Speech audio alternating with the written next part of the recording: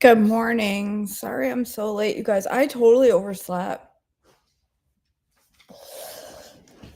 I hate it when I do that. I had my alarm set for 6 this morning. And then all of a sudden, I got up at 6 and I came out here and I fed the dog. And I was like, I don't need to be up at 6. 7 would have been fine. Why didn't I set my alarm for 7? So I laid on the couch for a minute to wake up.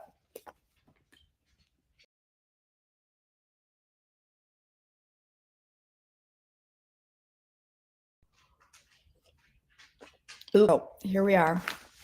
Sorry I'm late. December 20th. Great examples of faith. Hebrews 11, 1 through 40. Faith shows the reality of what we hope for. It is the evidence of things we cannot see. Through their faith, the people of the days of old earned a good reputation. By faith, we understand that the entire universe was formed at God's command, that we now see did not come from anything that can be seen.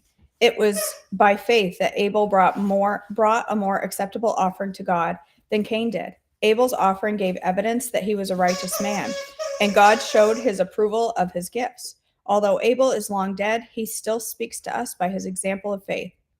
It was by faith that Enoch was taken up to heaven without dying. He disappeared because God took him. For before he was taken up, he was known as a person who pleased God, and it was impossible to please God without faith. Anyone who wants to come to him must believe that God exists and that he rewards those who sincerely ask him. It was by faith that Noah built a large boat to save his family from the flood. He obeyed God, who warned him about things that had never happened before. By his faith, Noah condemned the rest of the world, and he received the righteousness that comes by faith. It was by faith that Abraham obeyed when God called him to leave home and to go to another land that God would give him as his inheritance. He went without knowing where he was going, and he even reached the land God promised. And even when he reached the land God promised, he lived there by faith. For he was like a foreigner, living in tents, and so did Isaac and Jacob, who inherited the same promise. Abraham was confidently looking forward to a city with eternal foundations, a city designed and built by God. It was by faith that even Sarah was able to have a child. Though she was barren, she was too old. She believed that God would keep his promise. And so a whole nation came from this one man who was as good as dead. A nation with so many people like that, like the stars in the sky and the sands on the seashore, there is no way to count them. All these people died still believing what God had promised them. They did not receive what was promised, but they saw it all from a distance and welcomed it. They agreed that they were foreigners and nomads here on earth. Obviously, people who say such things are looking forward to a country they can call their own. If they had longed for that country, if they had longed for the country they came from, they could have gone back. But they were looking for a better place, a heavenly homeland. That is why God is not ashamed to be called their God, for he has prepared a city for them. It was by faith that Abraham offered Isaac as a sacrifice when God was testing him. Abraham, who had received God's promise, was ready to sacrifice his only son, Isaac, even though God told him, Isaac is the son through whom your descendants will be counted. Abraham reasoned that if Isaac died, God was able to bring him back to life again. And in a sense, Abraham did receive his son back from the dead. It was by faith that Isaac promised blessings for the future to his sons, Jacob and Esau. It was by faith that when he was old and dying, it was by faith that Jacob, when he was old and dying, blessed each of Joseph's sons and bowed in worship as he leaned on his staff. It was by faith that Joseph, when he was about to die, said confidently that the people of Israel would leave Egypt. He even commanded them to take his bones with them when they left. It was by faith that Moses' parents hid him for 3 months when he was born. They saw that the king had given them an unusual child, and they were not afraid to disobey the king's command. It was by faith that Moses, when he grew up, refused to be called the son of Pharaoh's daughter. He chose to share the oppression of God's people instead of enjoying the fleeting pleasures of sin. He thought it was better to suffer for the sake of Christ, than to own the treasures of Egypt, for he was looking ahead to his great reward. It was by faith that Moses left the land of Egypt, not fearing the king's anger. He kept right on going because he kept his eyes on the one who is invisible. It was by faith that Moses commanded the people of Israel to keep the Passover and to sprinkle blood on the doorposts so that the angel of death would not kill their firstborn sons.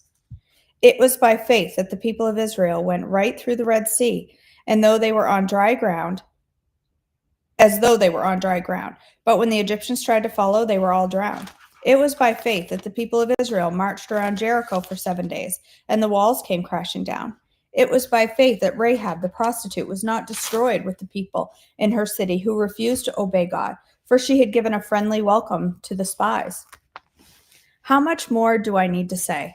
It would take too long to recount the stories of faith by Gideon, Barak, Samson, Jephthah, David, Samuel, and all the prophets. For by faith the people overthrew kingdoms, ruled with justice, and received what God had promised them.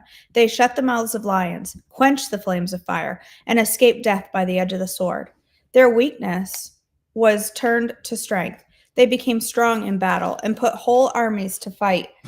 When women received their loved ones back again from death, but I can't read today. They became strong in battle and put whole armies to fight. Women received their loved ones back again from death. But others were tortured, refusing to turn from God in order to be set free. They placed their hope in a better life after the resurrection.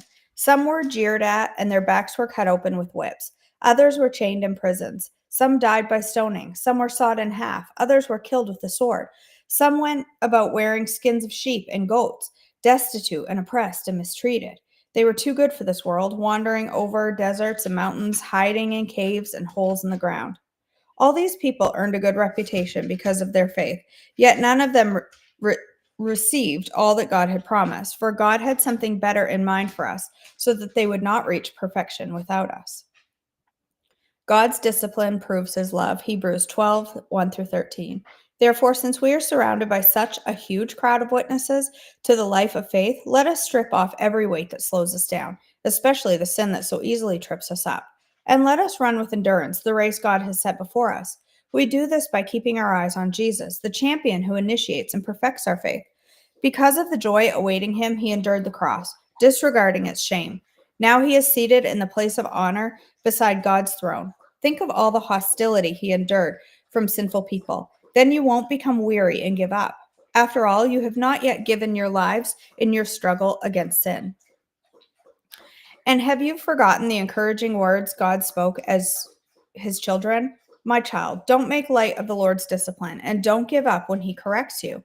For the Lord disciplines those he loves, and he punishes each one he accepts as his child. As you endure this divine discipline, remember that God is treating you as his own children. Whoever heard of a child who is never disciplined by its father?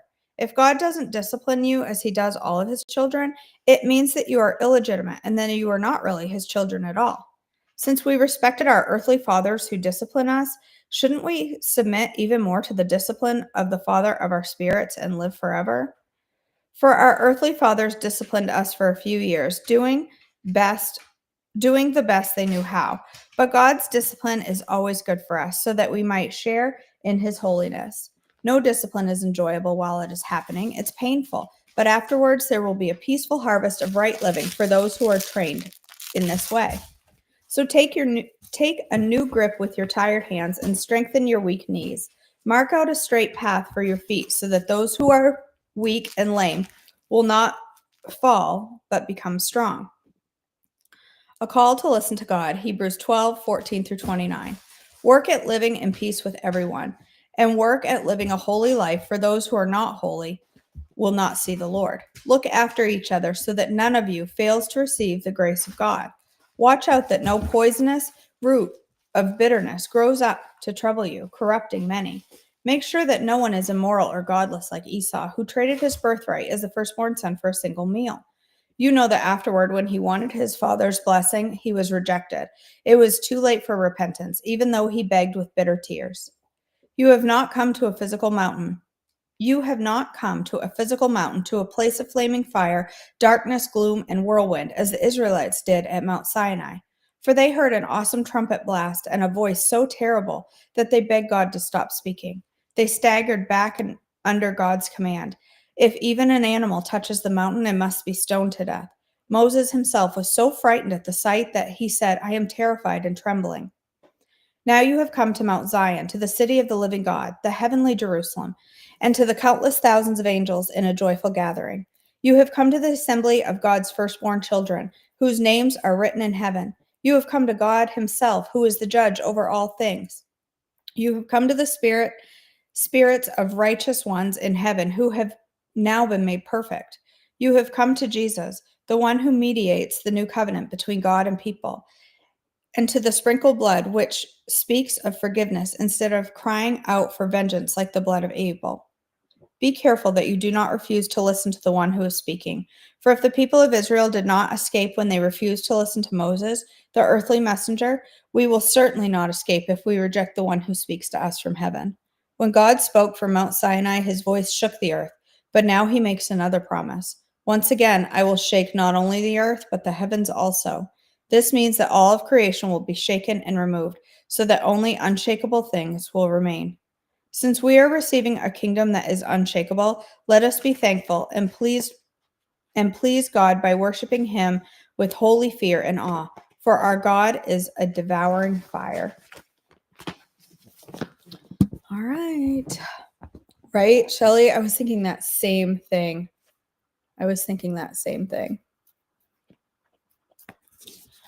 All right. We are on the 20th. We are on Jesus is the bread of life. Then Jesus declared, I am the bread of life. Whoever comes to me will never go hungry, and whoever believes in me will never be thirsty. John 6:35. In the ancient Middle East, bread was a staple part of people's diet. It was the most reliable source of energy for the body and was readily available with little preparation. For the Israelites in particular, bread was considered a special food because of its religious connotations. In the tabernacle and later the temple, there was a table of showbread in the holy place that symbolized God's desire to fellowship with his people, as well as a bit of manna that was hidden in the Ark of the Covenant in the Holy of Holies as a symbol of God's provision. When Jesus used the phrases bread of life and bread from heaven, his listeners would have immediately thought of the story of manna. God gave manna to the traveling Israelites in the wilderness to save them from certain death by starvation. In a similar way, God gave Jesus into the world to save us from certain death by separation from him. But Jesus was simply drawing a parallel to Moses. He taught that the bread of life is greater than the manna their ancestors received under Moses. In fact, his declaration came shortly after the feeding of the 5,000, a miracle that became an object lesson about the greatness of Jesus over Moses.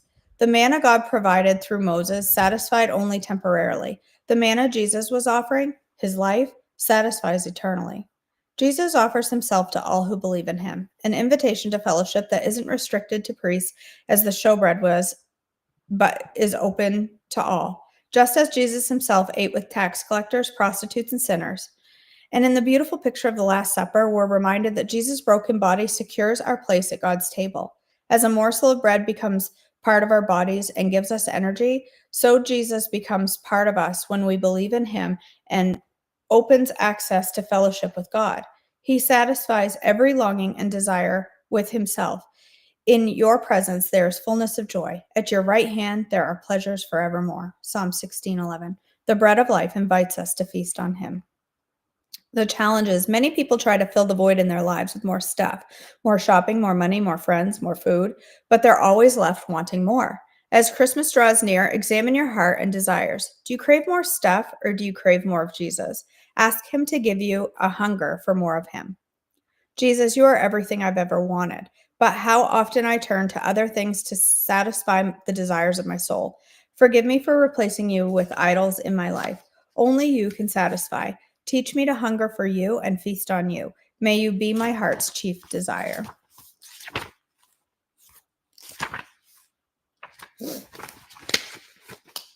All right. Yes, sir.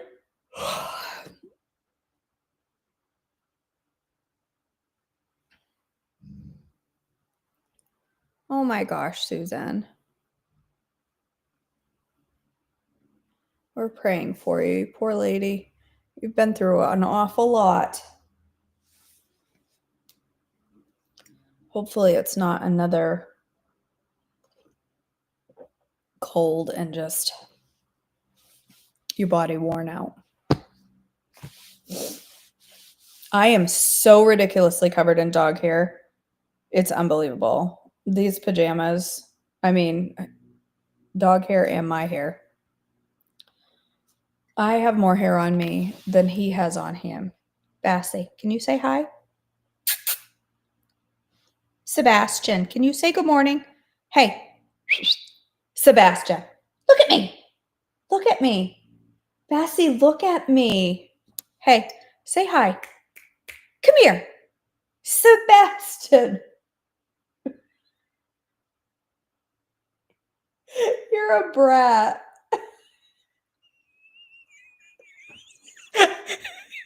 If that wasn't the stink eye, he's rotten. I even have hair all through my band-aid. I sliced my finger open good last night, my knuckle, on a frying pan. It is. It's basically extra warmth for the winter.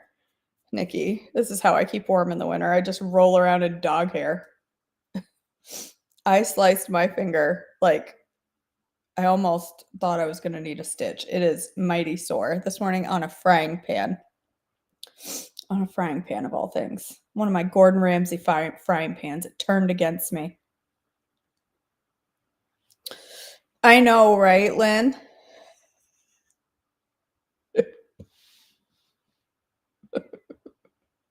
Bassy, are you a good boy?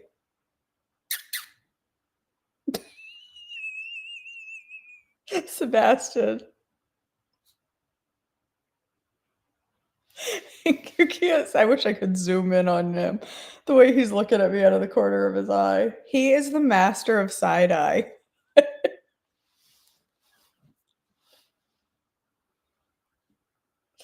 I didn't play with him when he brought me his Gumby toy, and now he's mad. Now he does not want to be bothered. All right, my friends, let's go ahead and pray. God our Father, thank you for our time together. Thank you for bringing us all together to study your word and to draw closer to you. May we have the faith that was talked about in today's reading about the faith of Moses and Abraham and all the others that went before us. May we have that kind of strong faith to rely on you for our every need and not the desires of our soul or of our heart, but the desire of our soul, which is to seek after God.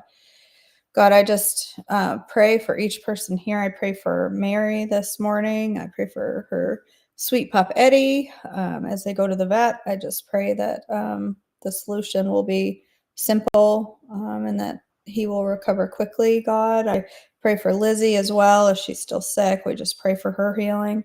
We pray for Susan. We lift her up today and pray that you would heal her of this cold, help her to get back to feeling 100% so that she can enjoy the holiday, God. And I just pray for everyone here who's going through different struggles and sickness and just so much that you would help them all to recover quickly.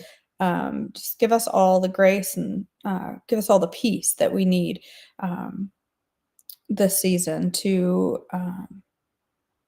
celebrate this holiday season. I just pray. I know there's so many with illness and so many struggles. The list on my head is longer and longer every day because of the difficulties so many people are going through, God. But you know every single one of the concerns, the hurts, the sickness, you know all of it. And I just pray for your strength for all of them. God, help us today to make wise choices that honor you, that draw us closer to you. In your precious name, amen. All right, friends. That's good, Meredith. That's a good sign that you're feeling ready for some coffee. That's a good sign.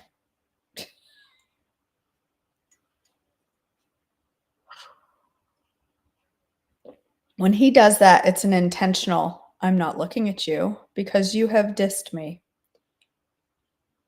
But if I were to pull out a cookie, I'm sure he'd change his mind. Really? You're not even going to respond to the word cookie? What if I had cheese? What if I had a ball? What if I went for a ride? What if I got a baby, toy baby? Let's clarify. What if I had some food? What if it was time for breakfast? What if we went pee? None of these things. Okay, none of them are interesting him this morning. He's actually mad at me. He's mad. Are you mad at me? Why are you mad at me?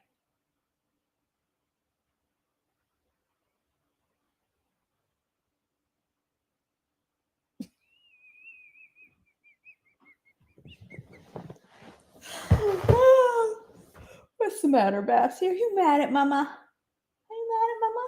Huh? Yeah. Okay, you're over it. You move on. You're ready for love. Yeah. Okay, that's good. He's moved on quickly. He says, I can't stay mad at Mama. She's the one that feeds me. Right, Beastie? Yeah. Yeah, now you say hi. Say hi to everyone. Nope, he said, I'm not gonna say hi, I'm gonna go get my toy. This is now he's over it because I agreed to play. Right? That's all you wanted. Oh.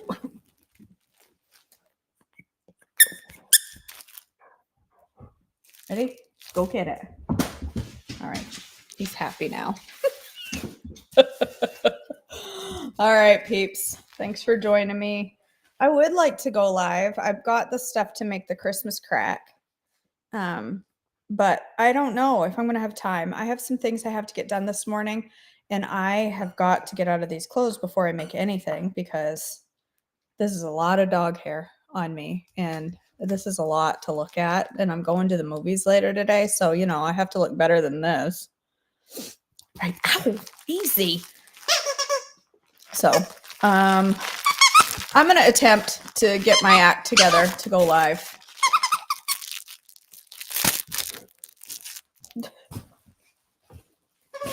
All right, guys. I love you. Thanks for joining me. Give me a few minutes to pull it together.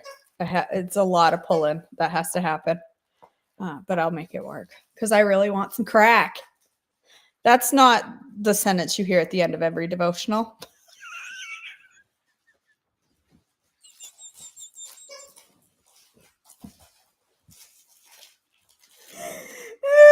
All right, you guys. I love you. I hope you have an amazing